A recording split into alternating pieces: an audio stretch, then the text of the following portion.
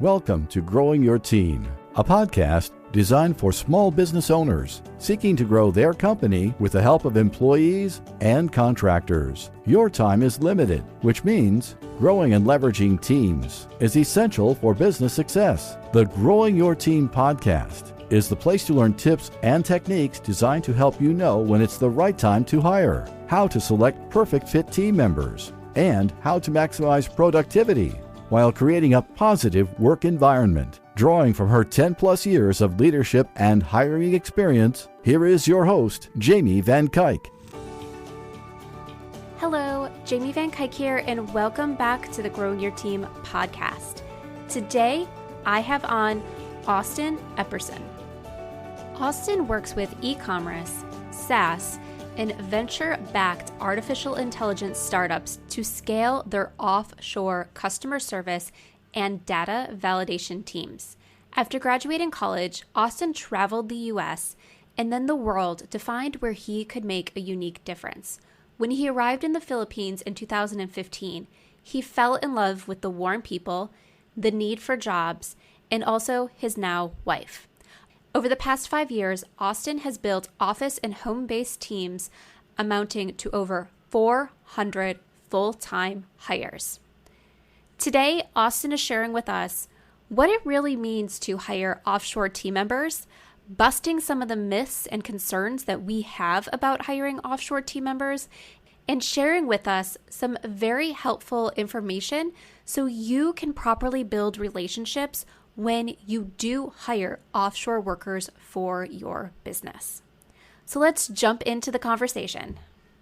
Hi, Austin. Thank you so much for joining me on the Growing Your Team podcast. Can you kick us off with introducing yourself?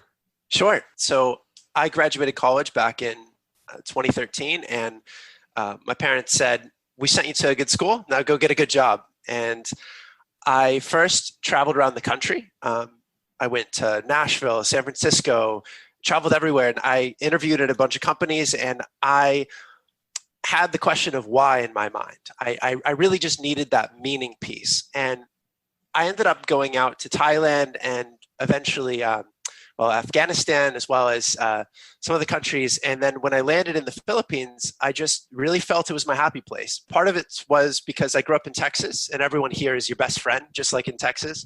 And a lot of it's also because there's so much opportunity to make a positive difference here.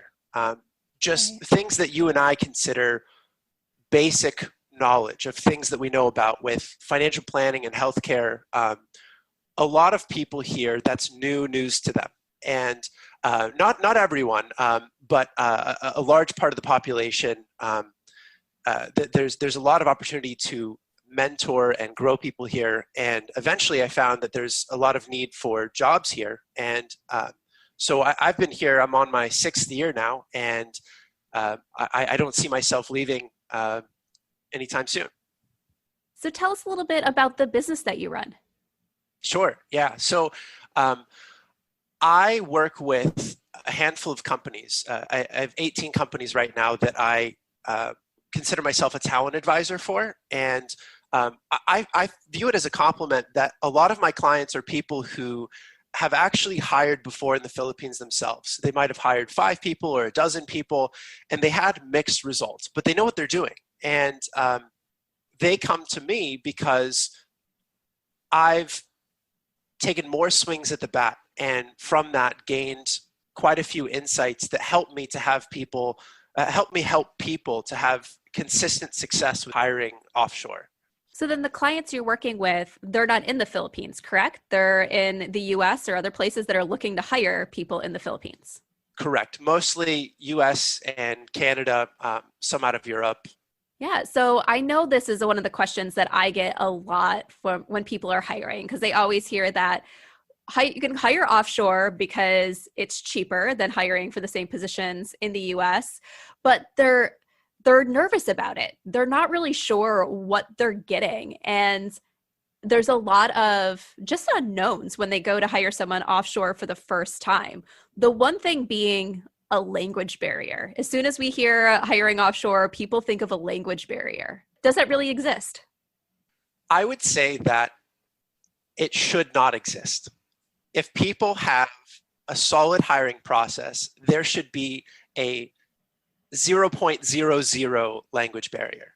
I think that what happens to a lot of people, and it happened to me when I first showed up to the Philippines, and I speak about the Philippines, and I know that not everyone, when they're thinking about offshore hiring, they don't always think about the Philippines. There's India, there's Egypt, there's quite a few solid companies out of Latin America.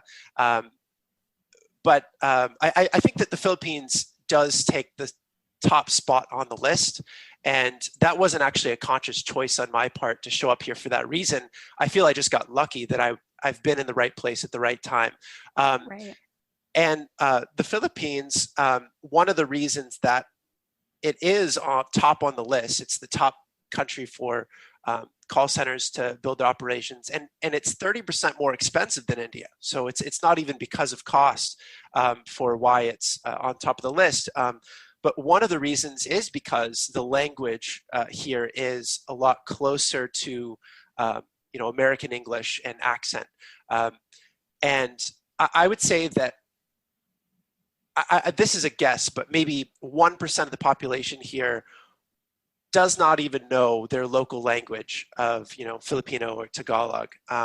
They grow up learning English, and they actually, it's not a rare occurrence for me to meet someone in the Philippines who I speak more of the local language than they do, because in their household, in their school, they only spoke English. I think that what happens with a lot of people is they get their first impression about offshore language ability when they call a call center.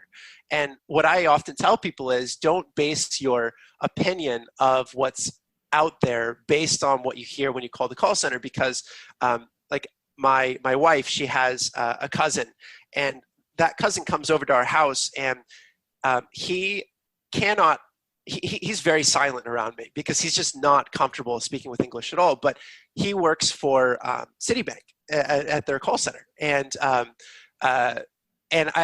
not picking on any company in particular. It's really the entire call center industry as a whole is really considered entry level. They're really grabbing. It's really quite entry level. So I could bring on people, into our conversation who could have just as deep of a conversation with you and I, and be absolutely on par.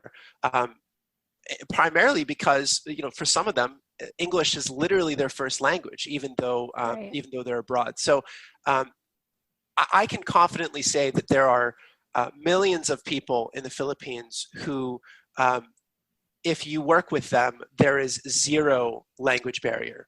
But I would say that a lot of people do go out there and they put, a job opportunity out into the universe, and they get some responses back, and they start working with people, and the people they work with, they realize a little bit later on that they can't actually have a conversation with that person because there's too much being missed, and right. At least on the phone. And I think that there's a couple things that people need to recognize. And one of them is that when you're hiring abroad, there's an even more strong need for a strong hiring process. And number two is that do not underestimate how long it takes to bring up people's core skills. I made this mistake. When I first started hiring in the Philippines, I did so with wanting to help people and improve their lives. And I had met people, actually I had people would bring people over to my house and tell me their story and say, could you please help this person, find a job? And I remember that I would, even American companies in the Philippines will post hiring boards on their windows that say, males need to be at least 5'6", females need to be 5'4". We're hiring between 18 and 25. You must be single, no kids, no husband, no boyfriend. And so there's a lot of discrimination that goes on. So sometimes I'd meet someone who's 4'11", and they cannot get hired in any retail job. And so I would take people that failed to find any local opportunity, but they are actually smart. And I would say, you know what? I recognize that they're not that confident with English, but they are going to be so loyal and committed that they will overcome their skills gap. They will work through it. But I didn't realize that it really takes one-on-one mentorship for years to overcome some of those core things. I hear people say sometimes, oh, I'm going to train my virtual assistant out of the Philippines. I'm going to train them on sales, right? I'm going to have them try to do sales calls. They've never done it before. How do I train them on sales? And I tell them, I say, no, please do not try to train someone on sales. Please hire for that. I guarantee you there's at least 100,000 people here that have solid experience with sales. I'll help you find one, but please do not try to train for that. Right. You're saying, like, what you're saying is like music to my ears. It is so much like what I preach all the time, is what you have, like, it doesn't matter who you're hiring, where you're hiring. You have to have a strong hiring process to help you find the person that you need and help uncover those things that are going to make someone not the right fit.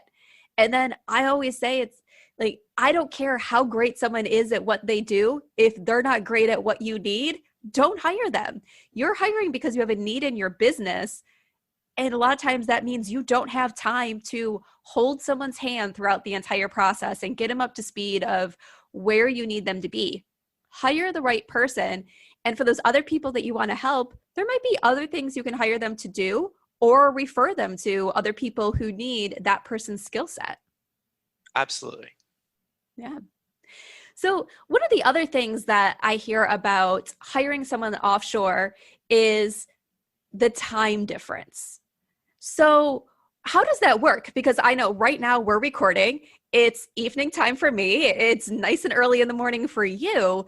And some people, when they're hiring, they want someone that they can communicate with during business hours. So how does that work out when you're hiring offshore, or can it work out when you're hiring offshore, or do you just have to deal with the fact that there's different business hours? Absolutely. Great question. So in a lot of industries, it is the default to have graveyard shifts here. And Okay. A lot of the workforce is used to it.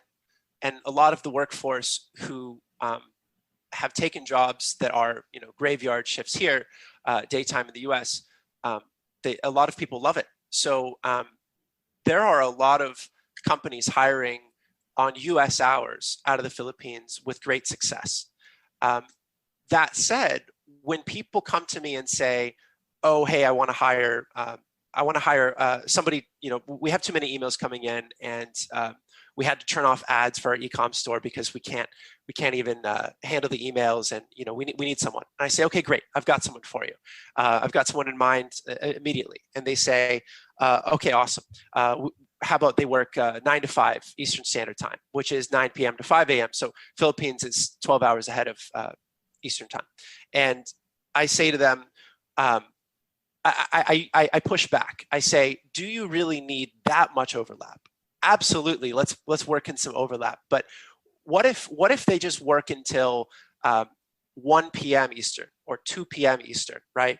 And then they go to sleep. And then, you know what, at 8 a.m. or 8 p.m. Eastern, maybe they're going to hop back on. And if there was something that you missed and it came up at the end of your day, that you can pass it off, and it's actually going to be taken care of even before you go to sleep. So there can be some beautiful arrangements that are not complete graveyard shift here, that still have overlap. Because I think that pretty much everyone here, I mean, at least, more than 90% of people here are willing to work until midnight, which is noon Eastern time, right? But that's only 9 a.m. Right. California time, right? So in California, maybe you're looking at people getting up at 5 a.m. here. I mean, this morning I woke up at 6 a.m.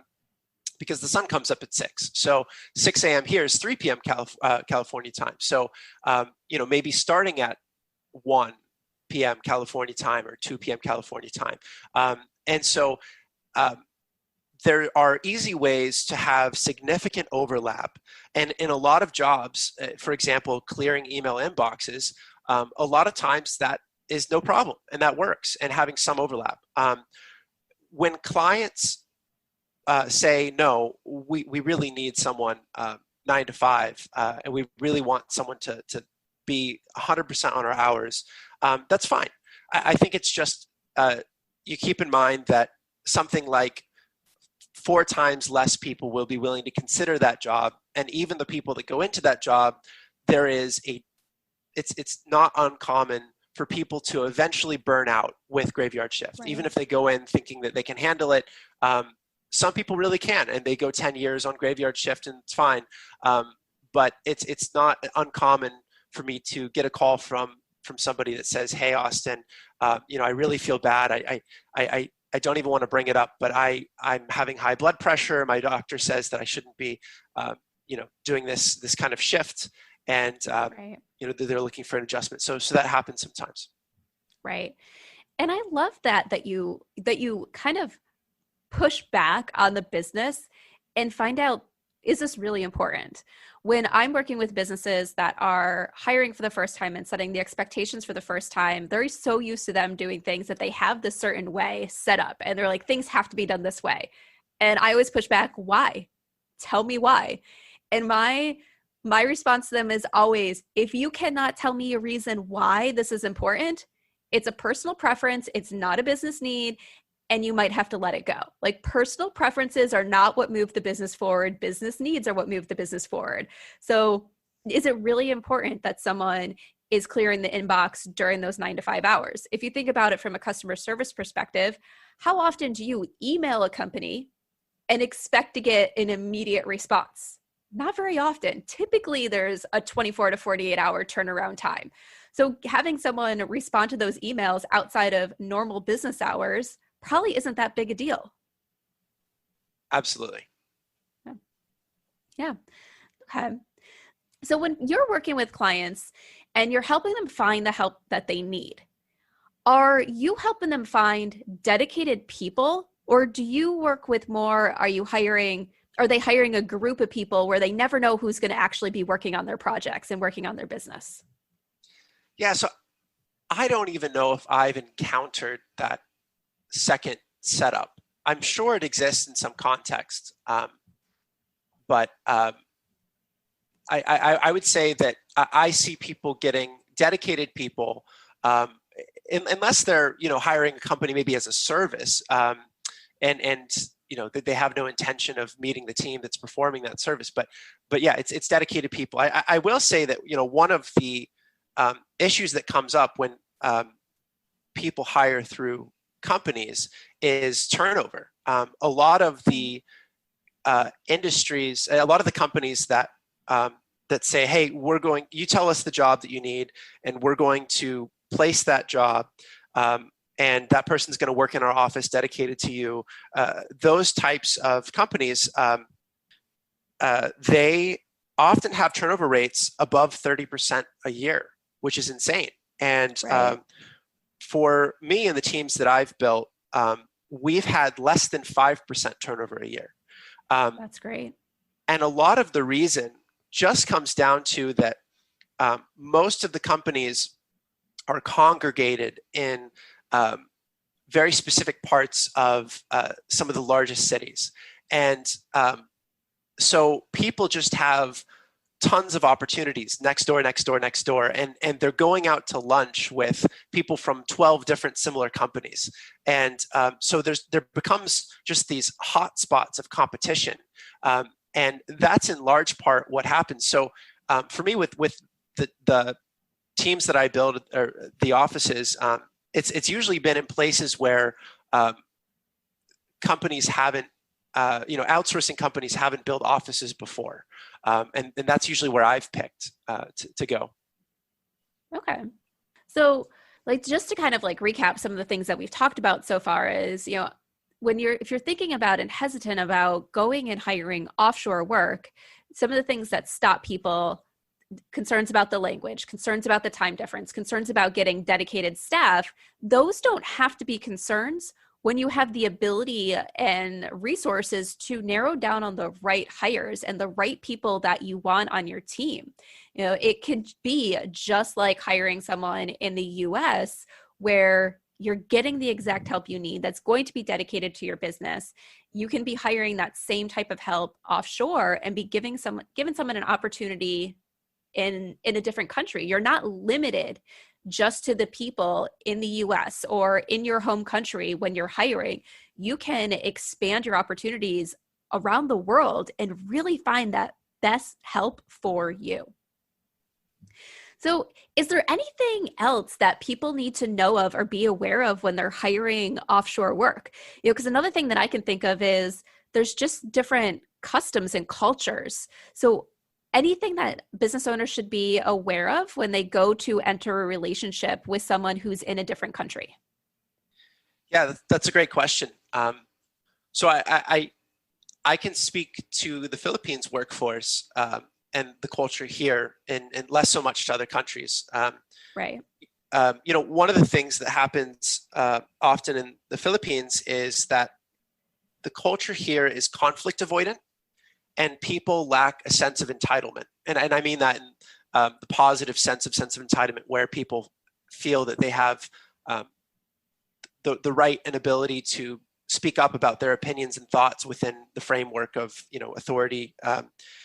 So people don't speak up, basically. And it can come down to things like somebody works for you for a year and everything's great, and then at some point a year comes and they disappear, and you don't know what's happened, and there was no heads up. And a lot of the times, they disappear because they think that you're going to be angry when or if they explain things to you, because that's what they're used to locally. Right. They're used to supervisors or owners of companies that don't view them, don't treat them with as much respect as they should have. That's actually a little bit of a counterintuitive thought for people, because people often, especially when people start learning about what type of hourly rates are normal here, people start to feel bad about hiring abroad, and they feel like they're taking advantage of people. But the truth is that the opportunities that people provide from the US are often really an improvement on people's life and make a big difference. And a lot of the reason is not only paying people more, but it's also how people are treated. My wife, at first, she was applying for a U.S. visa and a tourist visa. And she's been denied twice, so we'll find out another way to get her to the States. It's hard to get to the States. When she was working in a company at the time, she asked the company for time off, and it was 2 months in advance. And she was working at a restaurant, and her boss said, "No, we need you there that day." Right? I mean, it's I could give you 100 stories of how people are used to not having their their needs and thoughts and wishes respected. So when U.S. companies provide job opportunities, it's often really providing improvement for people. What was the original question? So just being aware of any culture differences or anything that they just need to know to help form the right relationships, effective relationships. But one of the things I want to ask, before we get into anything else you have to add for that, like just based off what you were saying, was so they've grown up kind of in this culture where they're not necessarily respected from their boss. They're afraid to start those conversations. Are they open to having the relationship where that boss is very, what's the word I'm looking for? I don't know, inquisitive is really the right word I'm looking for here, but encouraging those relationships, asking them what's on the horizon, what's going on in their life. Are they willing to share if they're approached, if their boss is asking them about it? Or is that one of those things that, because they're grown up in a culture where those things aren't respected, they kind of shy away from those conversations when approached? Fantastic question. And the answer is that people are very willing to be open and share as soon as you break the ice. I've seen clients come in, and when people feel when people here feel intimidated by the people that they're working for, and they don't feel a connection on a, maybe I'll say, friend level, then they will be nervous to share because they're afraid that that person will be upset with them and things like that from sharing their thoughts and ideas and desires. And but as soon as you break the ice and you demonstrate that you care about that person on an individual level, then people are very willing to share as soon as you ask. And it's crazy that there are things that when you ask, you'll be surprised that they didn't bring it up. Right. And so I think that there is really a need when hiring abroad, especially in the Philippines. There's a really big opportunity just to simply ask people questions. And if anybody listening has some Philippine staff, I'll throw you some questions to ask your staff. And I bet that you have a 50% chance to be quite surprised by the answer you get. And the first question to ask is, how's your back?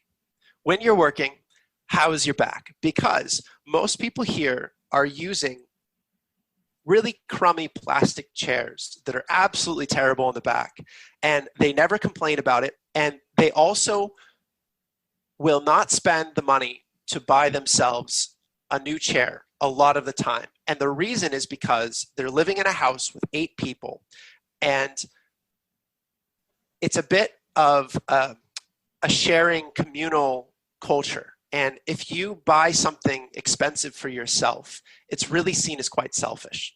So people will not buy a $50 or $100 chair for themselves most of the time when they're living with their family. And they will have really bad back pain that they are dealing with on a daily basis that is affecting their performance, but they never bring it up. So go ahead and ask people, what's your chair like? Can you send me a picture of your chair? And how's your back? And how does that affect you in your daily work? So what are you supposed to do about it in a situation like that? So what if they tell you it's horrible, their chair's uncomfortable? Is it I don't even know, like with sending things, is it appropriate? Can you send them a chair? Will they accept that as a gift? Absolutely. Absolutely. What do you do? Right. You send them a chair. So Lazada.com is kind of like our Amazon, and they accept US payments. So just get that address from that person and ship them the chair. A second example is air conditioning. So I remember I had sent out a survey and asked people. The first question was, "Do you have AC in the room that you work in?" And 2/3 of people said, "Yes, I do." But then I said, "You know what? This is suspicious. So let me ask it a different way." And I said, "Do you use the AC in your workroom while you're working?" And then the percentage of yes dropped down to 17%. And the reason is because it's about the family, and it's about that your family's sitting outside in the living room and they're not turning on the AC because the electricity is, I think, about double the price of US electricity. So it would be seen as selfish. But in truth, when the humidity is 80% and it's 90 degrees, it really affects people's performance. It really just saps any creative juice out of people. And it's tough to work in a hot environment. It really is, but people just do it. And you wouldn't hear about this unless you ask. And right now it's rainy season, so it's a bit better. But especially during the spring of the US time, or even just now, go ahead and ask your staff, do you have an AC and are you using it? And how much does heat affect your performance? And you'll be surprised by the answer. And my suggestion for solving that is to give people specifically, call it an allowance, because that's the terminology used in local companies here, and say, hey, I'm giving you maybe $60 a month. Less is okay, but $60 a month maybe would be my recommendation for a full-time person who's working daytime Philippines time. I'm giving you a $60 AC allowance, and I want you, a requirement of your work is to use your air conditioning for at least half the time while you're working. And if you tell them that, now you've given them something that they can tell other people and not say, hey, sorry guys, I'm using the AC because it's a requirement of my job. So now it's not selfish anymore. So if you kind of make that judgment call for people and you give them that setup, then you're going to enable them to use their AC without feeling selfish, and it'll make a big difference in their performance. That's a great insight, and so many things that we don't think of here. Just going back to the air conditioning, just like complete differences here in the US is, obviously I'm in Florida, so our AC runs pretty much 24/7, especially during the summer. Right now we're at the mid-September, and everywhere up north they're talking about fall, and I'm like, what fall? I'm like, fall is nowhere as close to being on the horizon down here. I'm like, we still have probably a good 2 months before we get our first fall day, and that will most likely be the temperature cooling down a little bit at night. But I grew up in Western New York, where a lot of the houses didn't necessarily have AC, and it just baffles my husband when we go up there, because he's from the South, of, wait, all the houses here don't have AC? How do you live? And it's just like, well, it doesn't get that hot, but or even when it does during the day, you're out different places, you're at work, it cools down at night. And it's just this whole different culture of, when things revolve around AC and when they don't. But you don't really, if you live in a place where your AC is always running and it's just normal to have AC and heat in the house, you don't think about it. Or here in Florida, one of the things that I didn't think about was there's a lot of places in Florida that don't have heat. And while it doesn't get super cold here, there are times where we'll have a week or two where it is cool, where you would love to turn on the heat, and you don't even think about the fact that some people don't have heat or don't use it down here. So, it's just those things that you don't think about just because your life's different.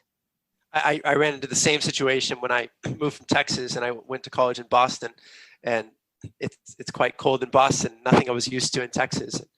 My solution to that was an electric blanket. That was a lifesaver, especially when I had a roommate from France who loved to keep the window open when it was 30 degrees outside. Electric blanket, that is the solution to cold nights. Yes. Yeah. But going back to the questions you gave, and really being the person that starts those conversations, that is definitely something I always teach. I always tell people, if you don't want to be shocked and surprised, you have to ask. I remember working with an employee once, and he was hiring one of his interns into a full-time position. And with it, she was from another country. She decided that she was staying here in the US. And I said, okay, she's young. She's staying here in the US. What happens when she changes her mind in a few months because she's no longer in college and not that hustle bustle and wants to go home? And he goes, well, she says she's going to stay around. I was like, but she might not. Life is going to be completely different once she's out of college. So keep the conversation going. Have, every time you're checking in with her, ask her how she's doing. Let her feel comfortable of sharing as much as she feels comfortable with about her personal life and the needs that are going on and how she's adjusting once she's out of college. And as I kind of predicted, a few months later, she said, you know what? Being away from my family is just not working out for me.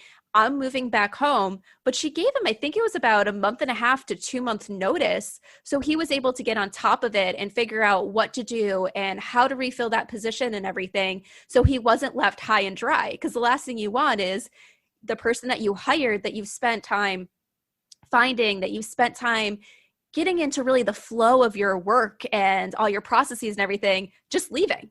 You don't want that. So having those conversations and making it so that person feels comfortable being a part of your team and communicating with you and sharing is so valuable. And if someone doesn't want to share, they're going to give you clues, and you can feed off those clues so you're not making anyone uncomfortable, but you can build the relationship that's needed so you're not surprised when they need time off or they're leaving to go someplace else just because their career goals have changed. Absolutely. And one of the traps that I see people going into is that they'll go to Upwork or they'll go to LinkedIn and they'll find people that have impressive resumes. They have maybe a lot of great reviews on Upwork. They have really detailed and great experience on LinkedIn. And they'll be excited about hiring those people, and they'll get on a phone call with them and they're really impressed with what that person has done before.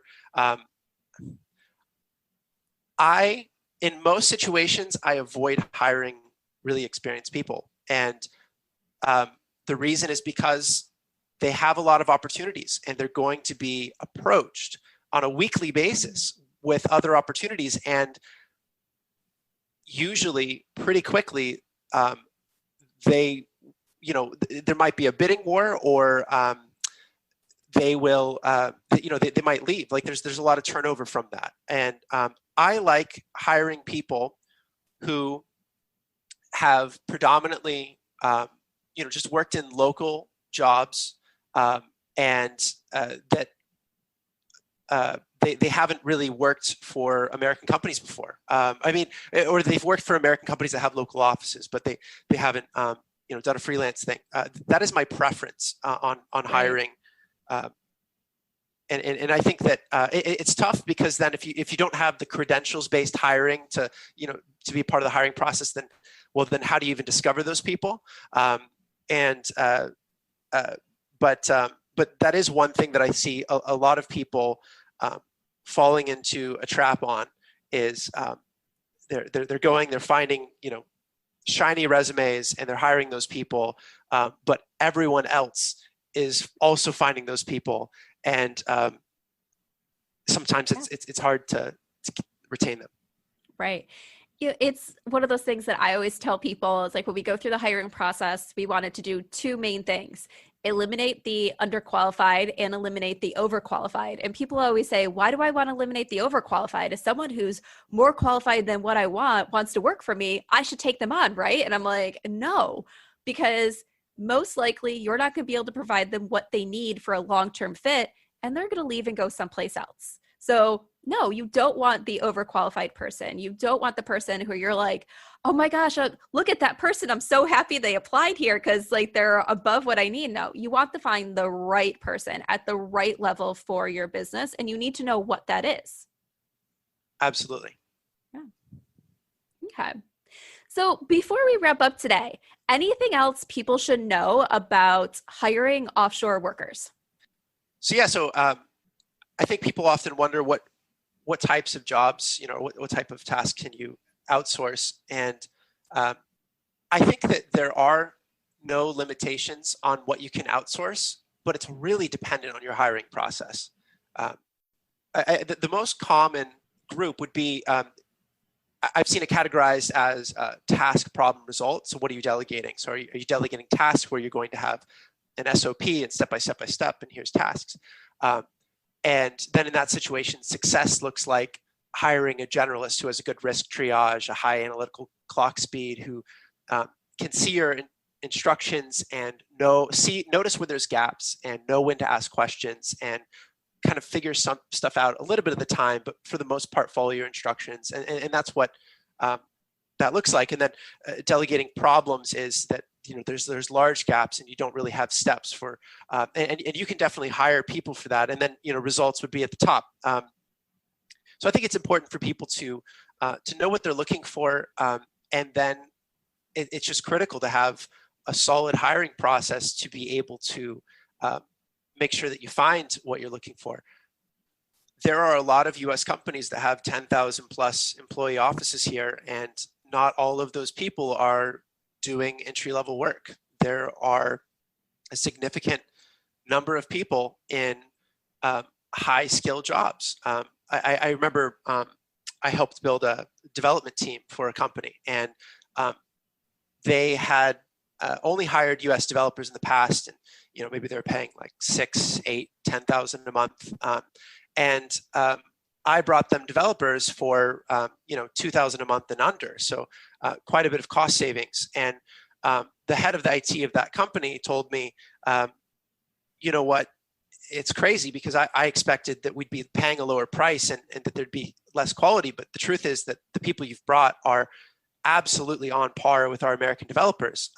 And so you definitely can find those people, but it's tough. It's not easy to find a really solid developer, and it all comes down to your hiring process. So I don't think there's really limitations on what you can hire, except for the flaws in hiring process.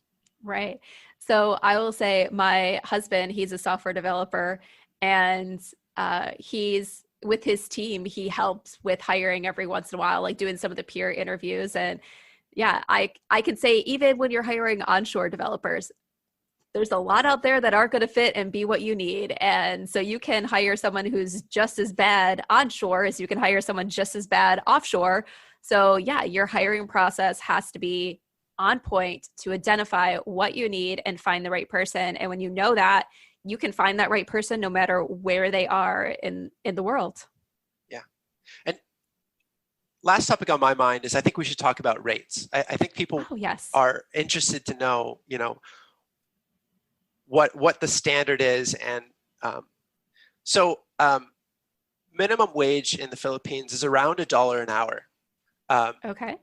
And there are a lot of situations that paying someone even $1 an hour might even be better than, might even offer them an improvement in their life, for different reasons, especially if, they're older than 25 or they're under 5'4", then maybe they can't even get a job locally for $1 an hour. So, I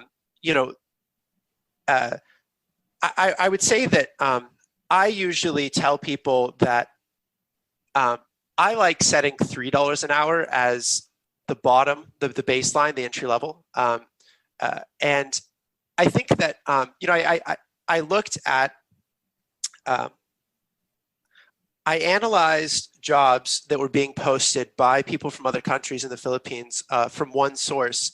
And I saw that a majority of jobs were like under $3 an hour. So I think that there's quite a few people out there that are hiring out of the Philippines for under $3 an hour. I think $3 an hour is a solid starting point. And then I would say that 4 and 5 are really seen as quite good in most people's eyes. And if you hit 6, that's really getting beautiful.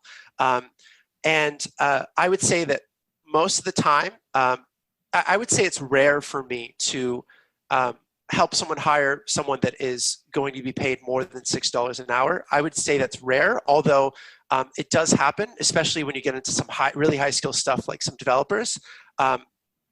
I think that when people go on to Upwork and such, or LinkedIn, or you find the people that are in high demand, you're going to be finding 15 to 20 an hour, sometimes more as to what they're asking for. And the reason for that is because, well, they have the opportunity to ask for a higher rate because, they have options, so they can kind of start, that competition. And it's interesting because people that are used to hiring out of the Philippines will post on Facebook groups or something like that, saying like, hey, I'm hiring, this and that, and, paying $3 an hour, right? Pays $3 an hour. And I'll see a lot of angry reactions, and people start saying like, oh, that's exploitation and that's really bad. And it's an interesting debate, but from my perspective, whoever takes that job for $3 an hour, that is a significant improvement on their life. That is them being able to afford, chemotherapy for their mom, and previously she was just not going to have treatment. I mean, it's a legitimate human impact. Paying someone $3 an hour, that is an improvement for most people. So, from my perspective, I just see the good, although I know it's quite shocking for a lot of people. Right, and it's just one of those things you have to remember is, every country, the value of $1 is different. So to go and base it all on like US values and saying you can't pay someone $3 an hour here, they wouldn't ever be able to afford anything. It's like $3, like you were saying, it's completely different over in the Philippines because of the value of $1 there and how far that dollar can go. So yeah, you have to think about it that way is, and I do know that is one of the things that people say is, you're kind of going the cheap way sometimes when you hire overseas because you'd have to pay somebody more here. But it's about finding the right person for the help that you need and finding the right person for that position. And that right person might be someone overseas, or you might be in a position right now with your business that you can't afford to hire someone at US rates, but you still need the help. And it's a way where you can then go and hire someone who needs a job, who's going to do well at the job at a price that you can afford as a business owner, because we don't all have huge accounts like for our expenses and everything and for our payroll and everything that we can go and pay sometimes when it comes to virtual assistants here in the US that are looking for $30, $40 an hour, that sometimes we need the help, and we need the help at a price that we can afford, and to be able to pay someone at a rate that's going to make a huge significant difference in their life. Yeah, absolutely. So, all right. So before we wrap up, how can people get in touch with you? Yeah, so I would say if you're interested in discussing anything about Philippines hiring, go to meetwithaustin.com and just book a time on my Calendly, and we'll chat. So, yeah. Sounds good. All right. And my last question that I like to ask everybody. We have all had leaders or managers that stood out to us. Think of the most impactful leader or manager that you have had, and can you share with us one thing that made them stand out as a great leader to you? Yeah. So, okay. So yeah, I love this story. So, I would pick a gentleman named Enrico Palmerino, and he's the CEO at BotKeeper. And when I was a freshman in college, he was a senior in college, and he brought me into his dorm room with a gentleman named Dinesh, and he said, "Hey Austin, would you like to be the third employee at ThinkLight?" And a company he was starting in. They handed me an NDA and a contract. I went back to my dorm room and I thought about it, and I thought that the idea that I had, that I was working on, I was just more excited about it, and I thought it was the path that I should take, and so I turned it down. And 6 months later, they get venture capital, and it just take off, and it becomes a multi-million-dollar company, and it just becomes a huge success. And then 3 years ago, Enrico calls me up and says, "Hey Austin, we're looking to build an office out of the Philippines. I know that you're there and such, and do you think that's something you could do for us?" And I say, "Absolutely." I said, I turned you down the first time, and I'm not turning you down a second time. And so that company is based out of Boston, and it's a bookkeeping company, and we have it uses artificial intelligence to bring efficiency to bookkeeping, and we have a data validation team out of the Philippines, because with machine learning and artificial intelligence, you have to to do a lot of data validation to teach the ML and such. And Right. The company is just doing great. I mean, we've raised almost $50 million. It's a Google funded company, and it's just been a grand success. And I think that in watching Enrico with his different ventures, I've just learned that it's really, business success is not about the idea, it's really about the person. And there's just been so much that I've learned from following Enrico on his journey. I've told him that, look, the next company you have, I mean, I don't care what the idea is, I'm in, however I can help, So that's been one close friend of mine that I've looked the most up to and learned a lot from. Awesome. Well, thank you for sharing that story. And thank you so much for coming on the podcast today and talking to us about hiring offshore workers. Absolutely. Thank you, Jamie. And that wraps up this episode of the Growing Your Team podcast. Did you enjoy this episode? If so, and you have not done so yet, please subscribe to the Growing Your Team podcast so you can stay up to date on all the latest episodes and hear all the greatest tips from our guest experts on how you can grow your team so you can scale your business. And if you haven't done so yet, please consider leaving us a review. I would love to hear what you think of the podcast, and your review will help other people decide if this is the right podcast for them. So once again, thank you for listening, and be sure to subscribe and leave us a review. Thank you for joining us for this episode of Growing Your Team with your host, Jamie Van Kuyk. Be sure to subscribe and head on over to growingyourteam.com to connect, access the show notes, and discover more ways to hire and leverage your perfect fit team.